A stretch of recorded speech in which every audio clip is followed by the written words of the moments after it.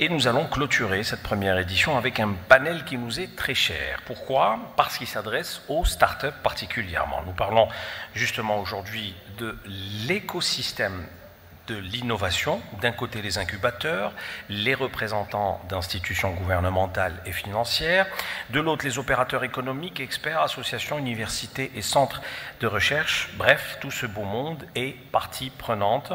Il est d'ailleurs primordial de créer aujourd'hui un espace de concertation et de partage. Nous en parlons bien sûr aujourd'hui avec un panel intitulé « À l'ère des nouvelles technologies, les startups au chevet de l'économie » et voici les intervenants.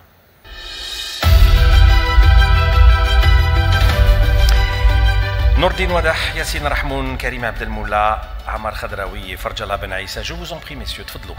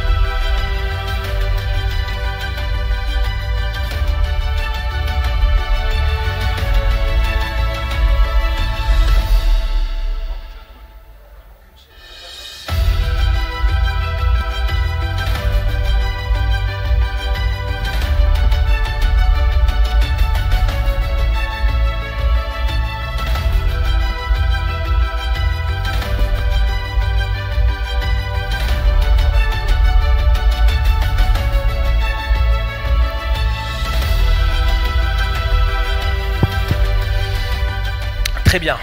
Alors, Nordine Wadah, vous êtes le directeur des startups et incubateurs au ministère de l'économie et de la connaissance, startups et micro-entreprises. Yassine Rahmoun, vous êtes CEO de CaptureDoc et président de Casbah Business Angel.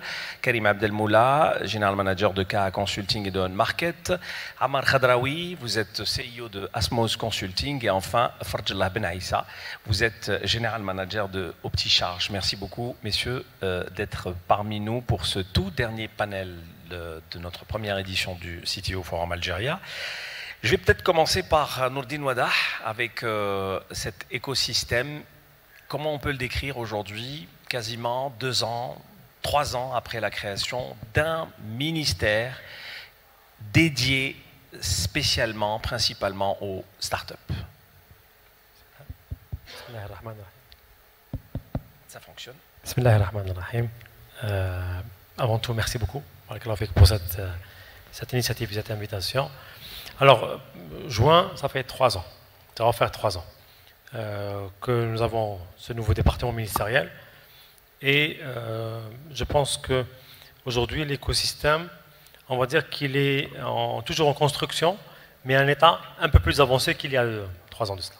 Donc, l'écosystème, c'est assez compliqué comme concept, et aussi c'est assez compliqué comme projet, ou bien comme chantier, j'appellerais ça un chantier. Donc c'est un chantier toujours ouvert, en éternelle construction, mais je pense que aussi c'est un chantier dans lequel il y a différentes parties, et aujourd'hui ce joli panel que vous avez rassemblé aujourd'hui déjà comporte des éléments très importants qui sont aussi des parties prenantes importantes dans l'écosystème, que ce soit les fonds d'investissement, les entreprises, les startups, et aussi probablement l'université aussi. Les derniers mois, elle est encore beaucoup plus impliquée qu'avant. Et c'est ce qui fait qu'encore, il y a une dynamique qui est encore boostée. Donc l'écosystème, c'est toujours challenging, toujours beaucoup de choses à faire, mais ça évolue dans tous les sens, mais ce n'est pas facile. Et on est conscient que le chemin il est encore long. Alors, messieurs, comment aujourd'hui les TIC facilitent, on va dire, les choses pour un porteur de projet, et quel que soit son domaine d'activité? Un porteur de projet, c'est d'abord un courage, puisqu'il se lance à son propre compte, il relève tous les défis, il crée de la richesse, il crée de l'emploi, il fait face à tous les obstacles. Les TIC sont d'un apport considérable. Via vos expériences respectives, qu'avez-vous à nous dire là-dessus? Allez-y. Merci. Écoute, à la base, ils essayent. Parce que c'est pas automatique de créer de l'emploi, c'est pas automatique de créer de la richesse. Le succès n'est pas automatique et il y a un certain prix à payer. Et il il y a certains facteurs qui dépendront effectivement des qualités intrinsèques de l'entrepreneur, ensuite de son environnement, de son marché, de sa persévérance, etc. Il faut attendre un retour. Alors, ce qu'on oublie parfois à l'esprit, c'est que beaucoup des projets lancés aboutissent par des échecs. Qu'est-ce qu'un échec? On pourra en discuter par la suite, mais la fin de l'histoire ou du projet est peut-être considérée comme un échec. L'expérience vécue, elle, par contre, n'est pas un échec, au contraire, c'est une valeur ajoutée. Ce qui est important dans la start-up ou dans l'état des startups, c'est l'acceptance de prendre des risques. C'est accepter de tenter de réussir. C'est ça toute la... Pourquoi l'éthique et pourquoi la technologie? Parce que c'est un élément qui favorise l'exposition, qui accélère les communications, qui accélère les échanges. Et du coup, qui permet aux entrepreneurs, aux start-upers, de pouvoir accéder très rapidement, être confrontés très rapidement à un marché. Donc il y a un gain de temps. Indéniable, mais aussi un gain de volume, de visibilité potentielle, de marché adressé. C'est celui des gens qui sont connectés. Chose qu'on ne pourrait pas avoir, entre guillemets, dans un monde réel, avec une boutique, on sera limité à la zone de chalandise, qu'on appelle, etc. Mais ne pas oublier que l'essentiel dans l'entrepreneuriat, c'est d'accepter de prendre le risque, qui est celui de tenter de réussir. C'est comme au loto. 100% des gagnants au loto ont essayé, ont joué au loto. Donc aujourd'hui, 100% des startups qui vont réussir auront créé une startup, se seront lancés dans une aventure. D'accord. Yassine Rahmoun ou Ammar Khadraoui? Oui, allez-y. Ammar, est-ce que vous avez le micro? Non, je ne la raconterai pas. En tout cas, aujourd'hui, dans les TIC, on met énormément de choses et malheureusement trop de choses. Il y a de la tech. Il y a de la tech à tous les niveaux. Il y a de la data. Il y a des applicatifs. Il y a des solutions. Finalement, nous, les startups, ce qu'on se concentre, c'est l'usage. C'est répondre à un besoin réel. Et ce n'est pas évident de répondre à un besoin dans un écosystème qui incrémente sa maturité en permanence. Comment nous, on fait pour aller très vite dans un écosystème qui est complexe, pas compliqué? Je dis toujours que compliqué, il faut mettre de l'effort, de l'énergie, etc. Mais quand c'est complexe, il faut aller tirer le premier fil, c'est pas le bon, le deuxième fil, c'est pas le bon. Et donc c'est pour ça que moi je dis, et on s'est rencontré avec monsieur le ministre des startups, Nordine, au Zimbabwe. Quand on voit ce que fait l'Algérie en 3 ans, je peux vous garantir que les autres pays ne l'ont pas réalisé ces 10 dernières années.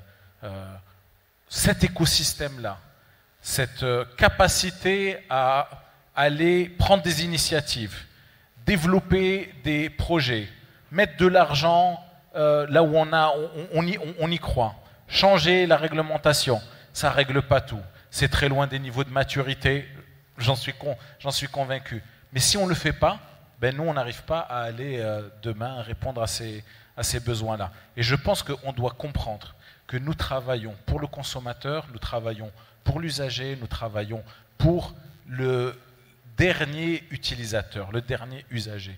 Et que si on n'est pas compétitif, si on ne crée pas de la valeur, si on ne lui apporte pas de la compétitivité en termes de pricing, en termes de, combler des besoins, mais de manière très maximale, avec un service derrière qui joue le jeu, tout ça, ça coûte énormément cher. Et pour que ça coûte moins cher, en tout cas pour que ce soit équilibré, équitable, il faut que notre écosystème il soit de plus en plus mature. Et ces rencontres, elles nous aident à ça. Très bien. Yassine Rahmoun.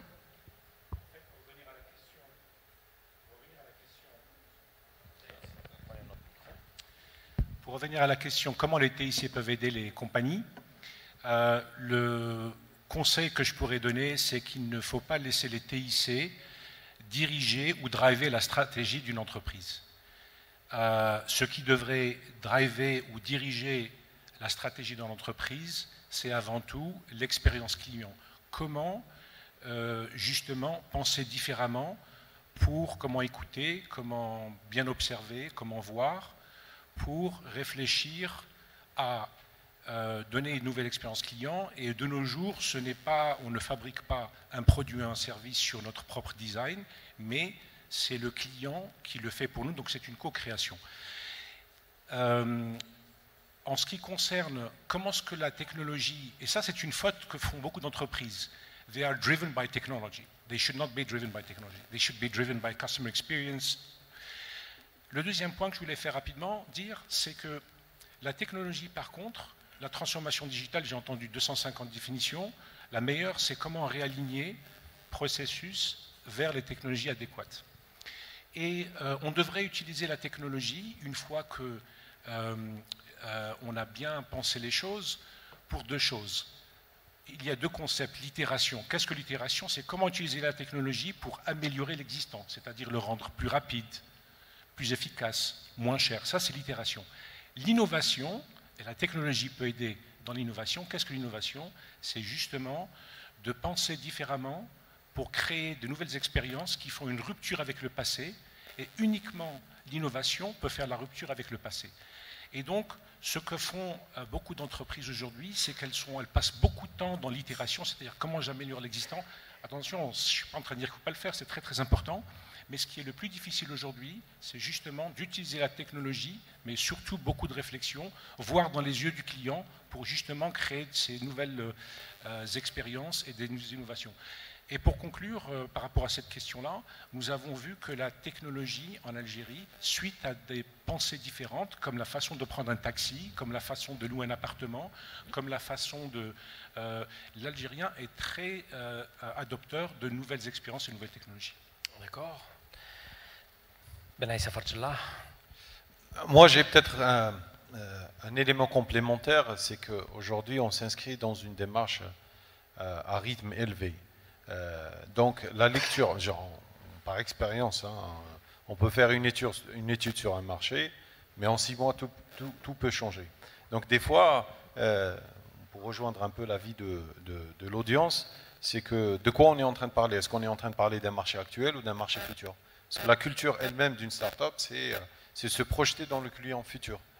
Ce n'est pas forcément un comportement d'aujourd'hui, je ne réponds pas forcément à une thématique liée à une problématique d'aujourd'hui, mais j'ai la capacité de lire un comportement, vers quoi est en train de tendre le marché, et commencer à réfléchir dès maintenant, bien entendu payer la taxe d'ici là, parce que c'est une traversée de désert, mais commencer à réfléchir dès maintenant, comment va être le client de demain. Maintenant, l'avantage qu'on a, c'est qu'il y a une tendance générale, il y a une tendance mondiale. En Algérie, comme on a pris un peu de retard, donc le consommateur s'inscrit déjà dans un comportement déjà importé de l'Occident. Donc les premières solutions qui sont en train de sortir correspondent plus ou moins ou se rapprochent parfaitement à des solutions déjà connues. Le challenge futur, c'est de pouvoir réfléchir à vraiment de l'innovation. Voilà. Très bien. Alors, il y a eu ce matin un panel très intéressant sur la FinTech avec des PDG de banques, d'assurances, pour parler justement de l'apport du e-banking et de l'insurtech de manière générale. Et tout le monde s'accordait à dire qu'aujourd'hui, les startups jouent un rôle prépondérant dans justement toutes ces solutions numériques qu'elles peuvent proposer avec les banques, les assurances classiques. Donc on est conscient qu'aujourd'hui, les startups ont ce rôle. Nordine Ouadah, vous insistez énormément sur justement les secteurs d'activité et aujourd'hui, on est persuadé que la FinTech, de manière globale, aura beaucoup à utiliser les startups.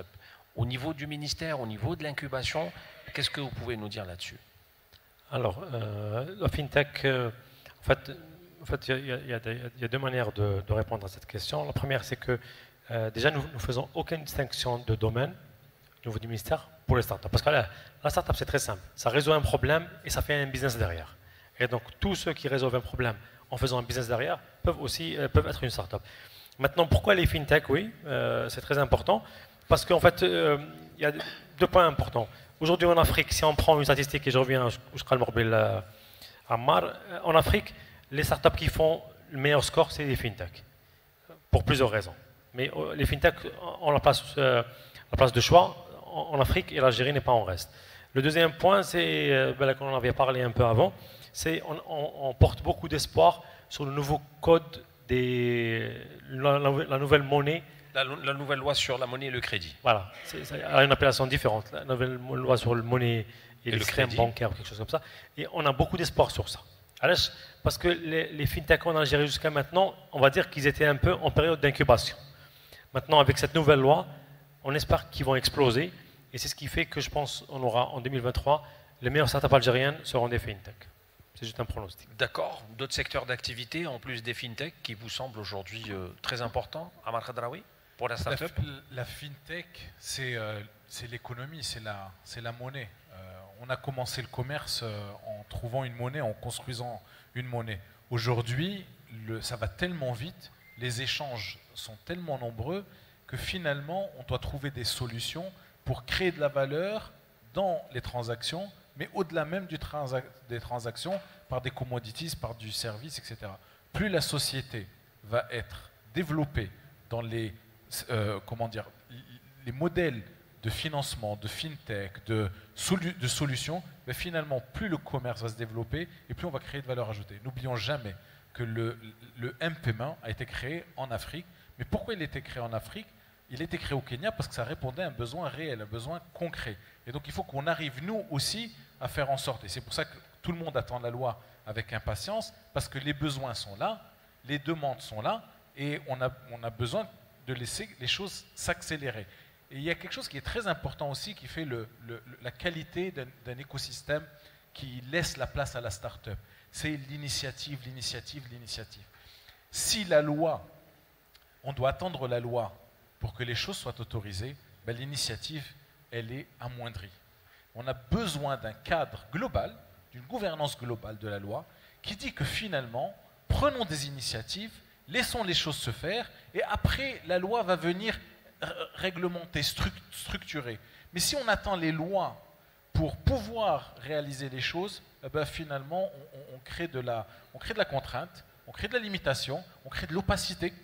Et on a besoin, nous, dans notre écosystème, de transparence, parce que la data, c'est de la transparence, parce que les échanges, c'est de la transparence, et que le monde des startups, le monde de l'économie nouvelle, je déteste ce mot parce qu'elle n'est pas nouvelle, d'accord, mais cette économie digitale, elle est basée sur le trust, elle est basée sur la confiance, et qu'on a besoin, entre les entreprises, entre l'économie du public, entre l'économie des startups, entre le citoyen, de créer cette confiance-là pour aller plus vite, plus longtemps et plus rapidement. D'accord, messieurs?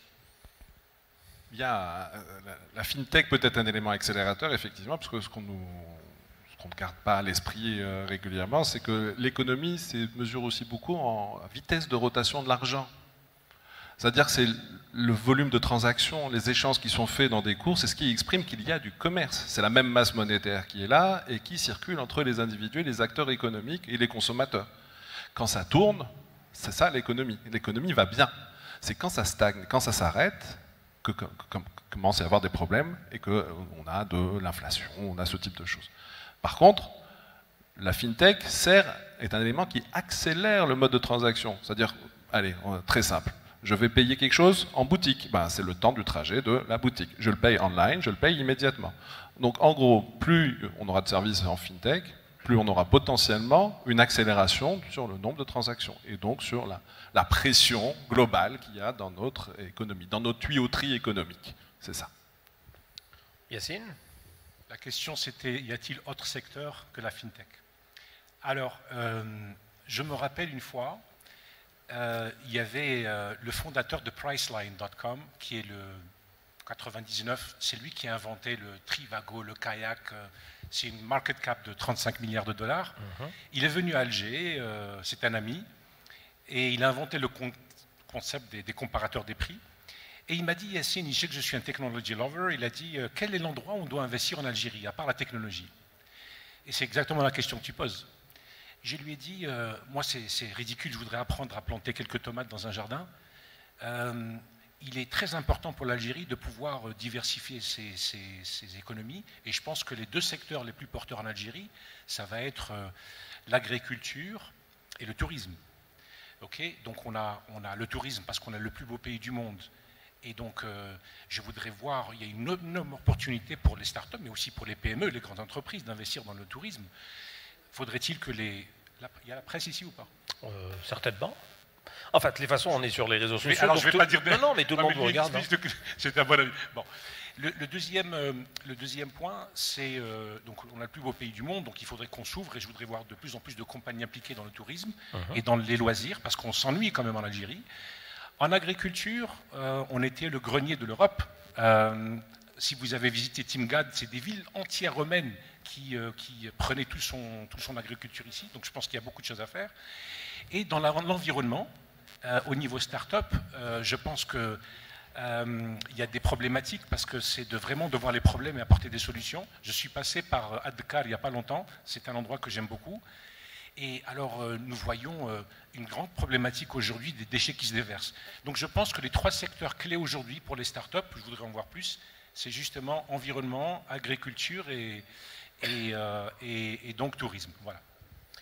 D'accord. Alors, à un moment donné, lorsqu'on posait la question aux jeunes Algériens, vous voulez faire quoi plus tard, à part les fonctions libérales, médecin, architecte, tout le monde voulait être recruté dans une Sharika Wataniya, entreprise nationale, pour ce qu'on appelle la garantie de l'emploi. C'était le rêve.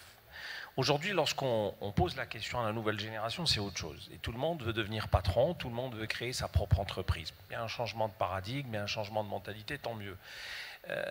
Est-ce qu'aujourd'hui, nos startups sont suffisamment, ou nos porteurs de projets, j'ai envie de dire, sont suffisamment matures de la difficulté, du danger, du hasard parfois, de la chance, de tout cela à la fois? Karim Abdelmoula tout à l'heure insistait sur cette histoire d'échec et de culture de l'échec. J'aimerais vraiment qu'on lance quelques messages. C'est jamais assez de le répéter en tous les cas pour nos porteurs de projets. Oui, Ahmad? Si vous permettez. Alors, j'aime bien l'expression qui dit un chef d'entreprise, c'est quelqu'un qui saute d'un avion et qui construit son parachute tout au long de la chute. Mais pour pouvoir construire son parachute pendant la chute, il a acquis un certain nombre de savoirs et il a développé un certain nombre d'aptitudes. Et les aptitudes, elles se développent que dans le monde du travail, que sur le marché du travail. Faut pas que le chef d'entreprise soit une solution au chômage et à l'employabilité. On a une vraie problématique. On est en Afrique et aujourd'hui le monde entier subit le chômage et on va drainer une partie du chômage par l'employabilité. Ce n'est pas la solution. Moi je dis aux jeunes, passez par le monde de l'entreprise. Si vous ne vous apprenez pas à vous lever le matin, à répondre à un manager, à répondre à des objectifs, à atteindre des résultats, vous ne pourrez pas le faire le jour quand vous développerez votre propre entreprise. C'est là-bas où on apprend. C'est comme le général américain qui leur disait « Vous voulez réussir dans votre vie, apprenez à faire votre lit tous les matins. » Et on a besoin, la connaissance ne suffit pas, l'aptitude est nécessaire. Après, c'est évidemment une prise de risque. Vous savez, il y a des entreprises, des chefs d'entreprise qui acceptent des fois de ne pas avoir de salaire pendant plus de 2 ans. Et je peux vous en parler. Vous êtes concerné. Et on gagne, on perd. T'es aussi fauché que moi. Non, c'est important d'apporter effectivement ce genre de témoignage. Karim? Ça va être très bizarre ce que je vais dire, mais vive l'échec.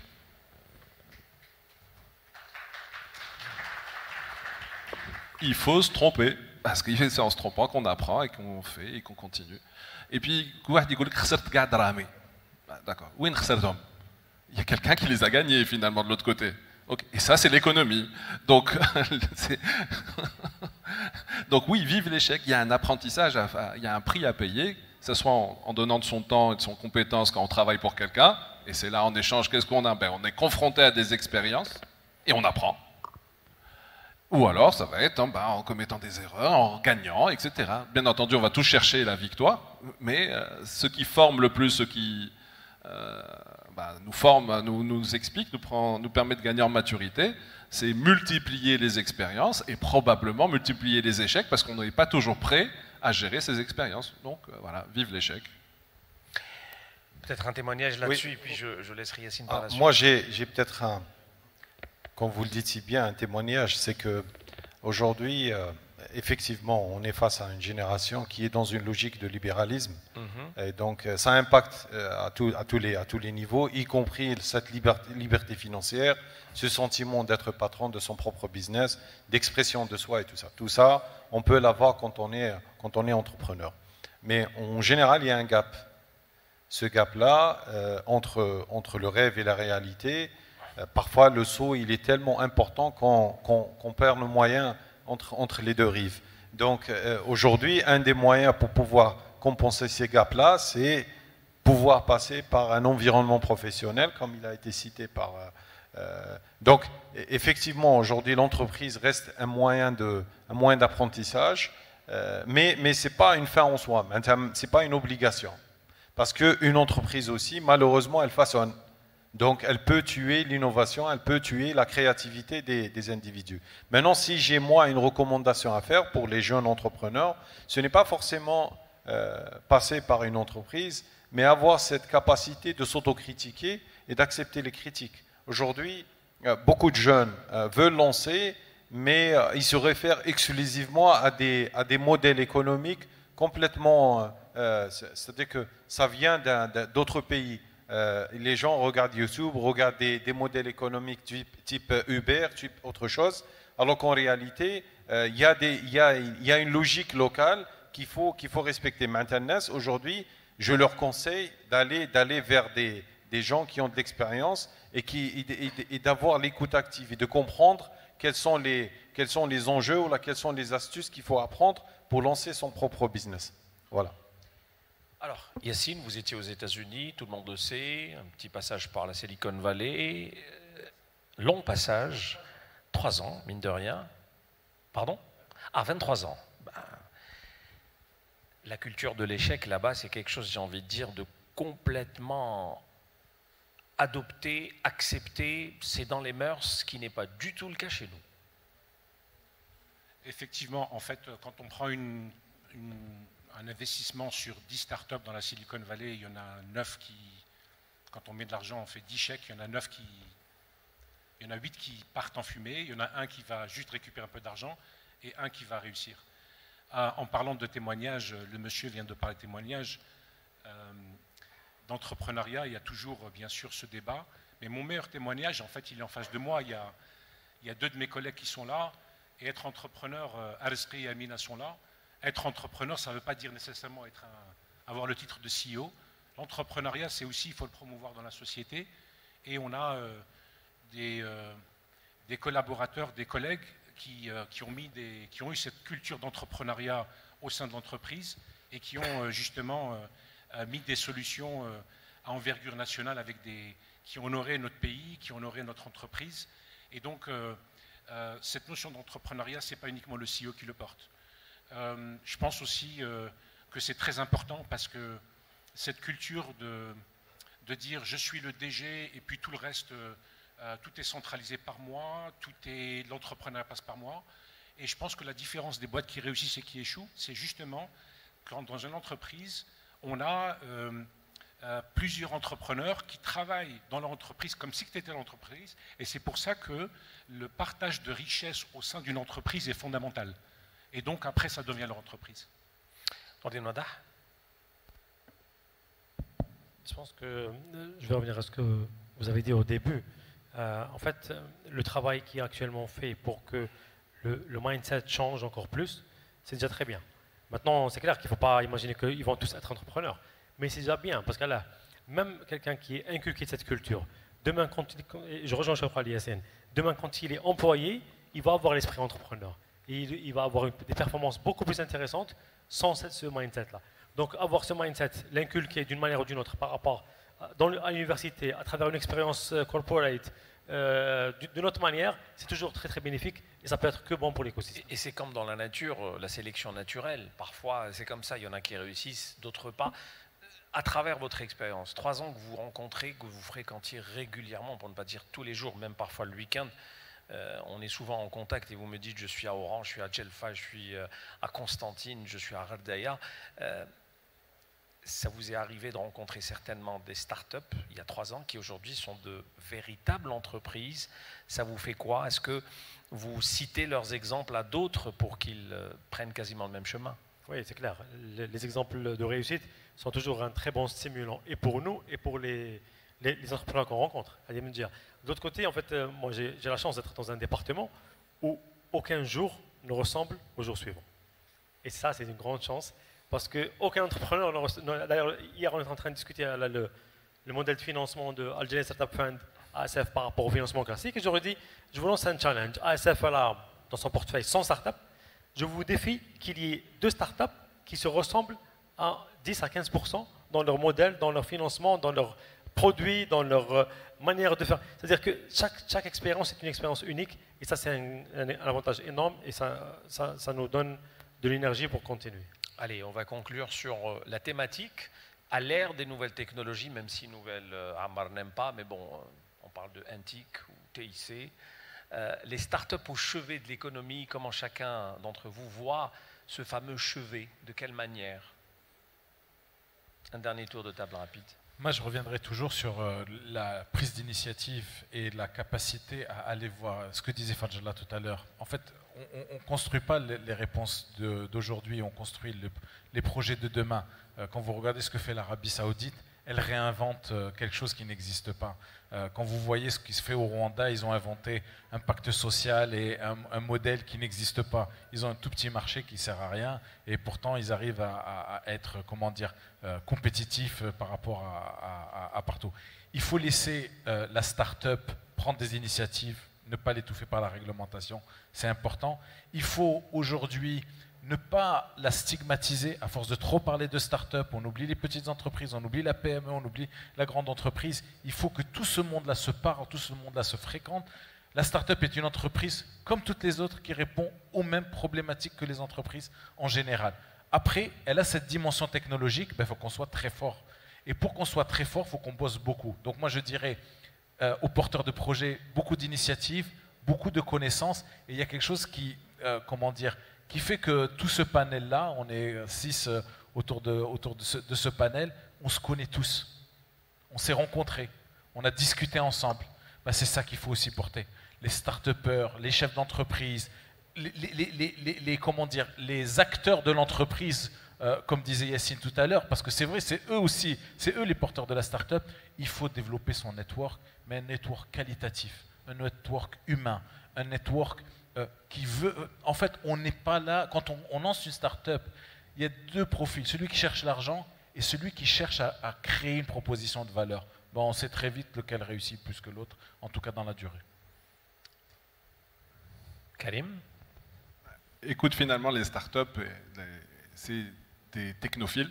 Les start-upers sont des technophiles qui vont adresser des non-technophiles et qui vont adresser une économie qui est peut-être moins équipés, moins à l'aise, et qui va donc les tirer vers ce niveau d'usage, en tout sachant que tout ce que va apporter comme avantage l'exploitation de la technologie au service de l'économie dite traditionnelle, dans le transport, dans ceci, dans cela. Donc c'est de l'itération, comme disait Yacine, on va améliorer le quotidien. Certains modifient entièrement les modèles économiques, et ça s'appelle la disruption, ok, c'est génial, mais tout reste au service de l'homme, de son bien-être, de sa performance.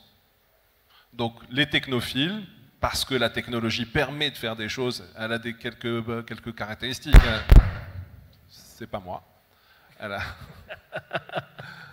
Donc elle a quelques avantages, enfin ici, tu vois, l'ubiquité, le fait qu'il y ait du réseau partout, l'instantanéité, la rapidité, tout ça, tous ces éléments-là font qu'on peut bâtir on peut donner accès, on peut bâtir des solutions, des systèmes au service de l'homme. Tout reste au service de l'homme, y compris l'IA, hein, d'accord ? Elle est censée être au service de l'homme.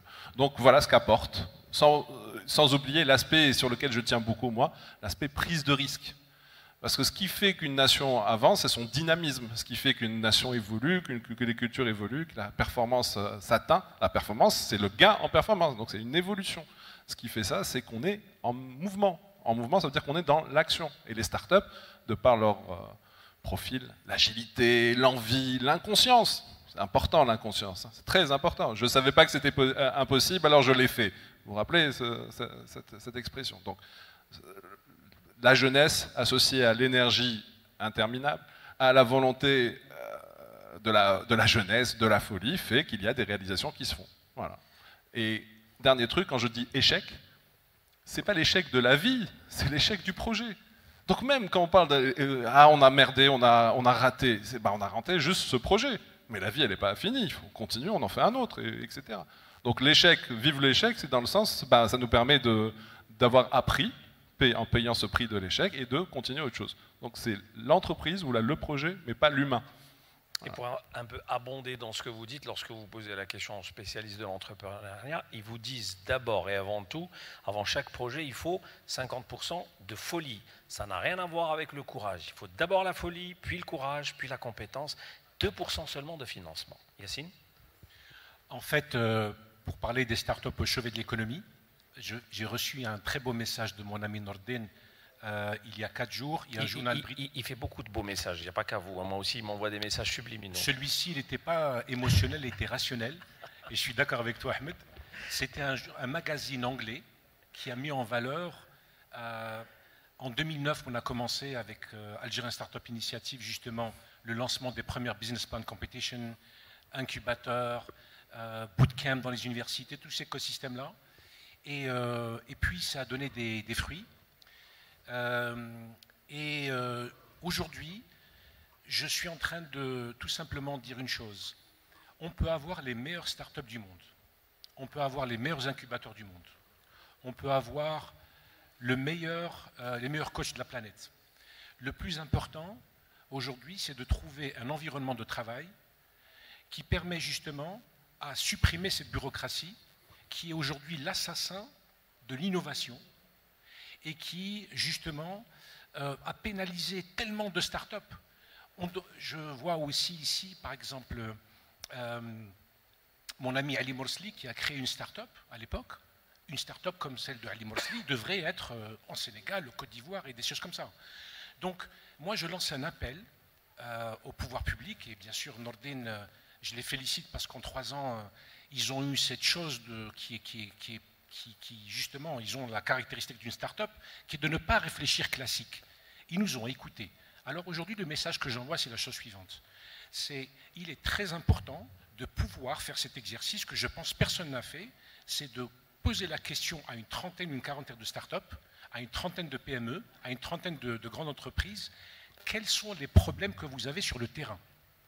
Et quand on va poser quels sont les problèmes qui sont sur le terrain, bien sûr, on peut se concentrer sur les intersections, et vous allez non seulement avoir les problèmes, ils vont même vous donner les solutions. Mais pas que. C'est ensuite comment mettre en place pour enlever, justement, toutes ces problématiques. C'est ça qu'il nous faut pour que les startups soient justement au chevet de l'économie algérienne. Voilà. Parfait. Je vous laisse en dernier. D'abord, Fardjallah, comme ça, vous allez conclure, comme d'habitude. Oui. Alors, moi, j'aimerais juste attirer l'attention à l'audience et ainsi qu'à vous qu'il ne faut surtout pas tomber dans le piège de la fièvre start-up. Parce que trop de start-up tue la start-up. Ça bouillonne, ça parle de start-up, tout le monde parle de start-up, à la base c'est une solution, les gens pensent que c'est une start-up, il y a beaucoup de confusion. Moi j'y crois qu'on est un peu à l'ère pré-écosystème, on n'est pas encore dans l'écosystème. On est en train de développer des start-up, il y a de l'initiative, énormément d'initiatives, mais il y a aussi une réalité qui dit que ce genre d'initiative n'est pas connecté à 100% avec l'économie. Aujourd'hui, l'économie, elle est en train de rouler à son rythme, mais on voit peu de start-up. Je dis bien start-up, je ne parle pas de solutions, mais on voit peu de start-up se connecter avec l'économie. Donc ça aussi, c'est, j'attire l'attention des gens sur la fièvre de la start-up, parce que les gens, ils vont vers le financement, parlent de solutions, sans regarder l'économie. Donc en réalité, c'est notre dure réalité, c'est l'économie. Si on est bon, on est bon. Et on s'adapte aux besoins de l'économie. Mais aujourd'hui, c'est le challenge. C'est que si c'est pour prendre l'étiquette du label et de la start-up, ça c'est facile à faire, c'est la partie la plus simple. Mais si au final on n'a pas de clients, l'économie ne se connecte pas avec nous, et l'économie avec toutes ses contraintes, avec sa bureaucratie, avec la résistance de ce qu'on appelle les vieux chouyouyens et tout ça, mais c'est ça le contexte. Et une start-up qui tient la route, elle est capable de répondre à tout ça. Donc aujourd'hui, j'attire juste l'attention des gens sur ce qu'on appelle la fièvre de la start-up. Il ne faut pas que ça devienne une mode. C'est en train de devenir une mode. Et aujourd'hui, on perd de vue l'aspect véracité de la solution, la réalité des choses. Est-ce que cette start-up répond à une problématique ou là parce qu'elle ressemble à un modèle qui existe en France ou ailleurs? D'accord. C'est surtout ça. C'est clair, voilà. Et c'est un message vraiment pointu. Voilà. On vous en remercie. Nordin Wadah, on termine avec vous. J'enchaîne là où je serai c'est Fardjallah. En fait, honnêtement, même si c'est une mode, il va y avoir la sélection naturelle. Le marché va sélectionner, le client va sélectionner, et il y aura la sélection naturelle. Et donc, à la fin, il y aura de ça. C'est sur un point. Sur l'autre point, en fait, la start-up et l'économie, honnêtement, la start-up, c'est un maillon de l'économie comme d'autres. Tous les maillons sont importants. Maintenant, probablement, il y a 2-3 ans, la start-up a été obstruée. Aujourd'hui, on va dire qu'elle apparaît un peu trop. Au moins, elle apparaît. Mais quand même, la start-up, elle apporte cette manière de voir différemment, réfléchir différemment et solutionner les choses différemment. D'ailleurs, toujours, j'utilise cette expression. La start-up, quand on l'a en face de nous, elle ne va pas vous dire j'ai un produit à vendre. Elle va vous dire quel est votre problème, je vais innover pour vous le résoudre. Pour vous solutionner. Vous solutionner avec une manière où le jour où, quand on a les problèmes entre la main, on n'a pas la solution. Et donc, à l'aqal, la start-up, elle va apporter avec la touche d'innovation qui fait qu'on peut raisonner classiquement, mais on peut raisonner de manière pas classique, avoir des solutions qui ne sont pas attendues, mais quand même, je pense que c'est l'ingrédient qui va faire que l'économie pourra avoir au moins le choix entre le classique et l'innovant. Très bien, merci beaucoup. Vous pouvez applaudir ce dernier panel start-up au chevet de l'économie. Merci beaucoup, messieurs. Merci à vous. Vous pouvez disposer.